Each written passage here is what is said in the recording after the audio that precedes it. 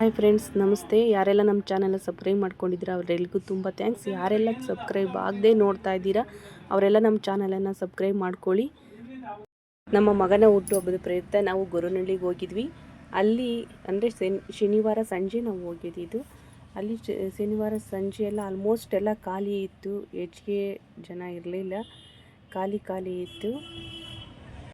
ನಾವು ದೇವರು ದರ್ಶನ ಮಾಡಿಕೊಂಡು ನಾವು ಡ್ಯಾಮ್ ಹತ್ರ ಹೋದ್ವಿ. ಅಲ್ಲಿ ನೋಡಿ ಡ್ಯಾಮಲ್ಲಿ ನೀರು ಕಮ್ಮಿ ಇತ್ತು. ಅದರಿಂದ ನನ್ನ ಮಕ್ಕಳು ಅಲ್ಲೆಲ್ಲ ಡ್ಯಾಮಲ್ಲಿ ಓಡಾಡ್ಕೊಬರೋಣ ಬಾ ಅಮ್ಮ ಅಂತ ಹೇಳಿ ಕರೆದ್ರು. ಸೊ ಹಾಗಾಗಿ ಅಲ್ಲೆಲ್ಲ ಓಡಾಡ್ಕೊಂಡು ಬಂದ್ವಿ. ನೋಡಿ ನೀರು ನೋಡಿರೇ ಭಯ ಬೀಳ್ತಿದ್ದಾರೆ ಮಕ್ಕಳು. ಅಂದರೆ ಡ್ಯಾಮಿಂದ ಕೆಳಗಡೆ ನೋಡುವಾಗ ಆಳ ಅನಿಸುತ್ತೆ, ಮತ್ತು ನೀರು ನೋಡ್ತಾ ಇದ್ರೆ ಭಯ ಅನಿಸುತ್ತೆ. ಅದರಿಂದ ನನ್ನ ಮಗಳಂತೂ ತುಂಬ ಭಯದಿಂದ ನೋಡ್ತಾ ಇದ್ಲು. ನನ್ನ ಮಗ ಅಂತೂ ಅತ್ತ ಓಡಾಡ್ತಾನೆ ಇದ್ದ. ಸಂಜೆ ಹೊತ್ತು ಹೋಗಿರೋದ್ರಿಂದ 5:45 6 ಗಂಟೆ ಟೈಮಲ್ಲಿ ಹೋಗಿರೋದ್ರಿಂದ ಸೂರ್ಯ ಎಷ್ಟು ಚೆನ್ನಾಗಿ ಕಾಣಿಸ್ತಿತ್ತು ಅಂದರೆ ಆ ಡ್ಯಾಮ್ಗೂ ಅದಕ್ಕೂ ನೀರಂತೂ ಪಳ ಹೊಳಿತಾ ಇದ್ವು. ನಮಗೂ ಅಷ್ಟೇ, ಅಂದರೆ ಹೊರಗಡೆ ಆದಷ್ಟು ಓಡಾಡ್ಕೊಂಬನ್ನಿ, ಮೈಂಡ್ ರಿಲ್ಯಾಕ್ಸ್ ಆಗುತ್ತೆ. ಮಕ್ಕಳ ಜೊತೆ ಆಗಲಿ ಫ್ಯಾಮಿಲಿ ಟ್ರಿಪ್ಪು ಅವಾಗ ಓಡಾಡ್ಕೊಬಂದರೆ ಎಷ್ಟೋ ಖುಷಿ ಅನಿಸುತ್ತೆ. ಯಾವಾಗ್ಲೂ ಕೆಲಸ ಅನ್ನೋದಕ್ಕಿಂತ ಮಕ್ಕಳ ಜೊತೆ ಸ್ವಲ್ಪ ಟೈಮ್ನ ಸ್ಪೆಂಡ್ ಮಾಡಿ. ಹಾಗಂತೂ ಕೆಲಸ ಅನ್ನೋದಕ್ಕಿಂತ ಮೈಂಡ್ ರಿಲ್ಯಾಕ್ಸ್ ಆಗೋದು ಮುಖ್ಯ, ಮನಸ್ಸಿಗೆ ನೆಮ್ಮದಿ ಸಿಗೋದು ಮುಖ್ಯ. ಜನ ಕೆಲಸ ಅಂತ ಆಚೆ ಕಡೆ ಓಡಾಡೋದೇ ಕಷ್ಟ. ನಾವು ನಿನ್ನೆ ಮಾತ್ರನೇ ಹೋಗಿ ಸ್ವಲ್ಪ ಓಡಾಡ್ಕೊಂಡು ಬಂದಿದ್ದು.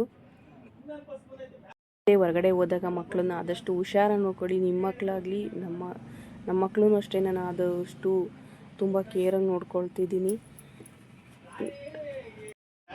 ಇದರಲ್ಲಿ ನೋಡ್ತಾರೆ ಕೆರೆ ನೀರಲ್ಲಿ ಸ್ವಲ್ಪ ಕಡಿಮೆನೇ ಇತ್ತು.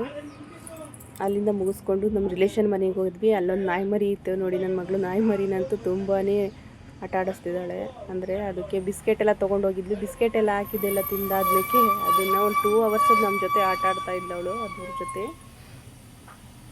ಕರ್ಕೊಂಡೋಗೋಣ ಬಾ ಅಮ್ಮ ಅಂತ ಹೇಳಿ ಅಂತ ಇದ್ಲು.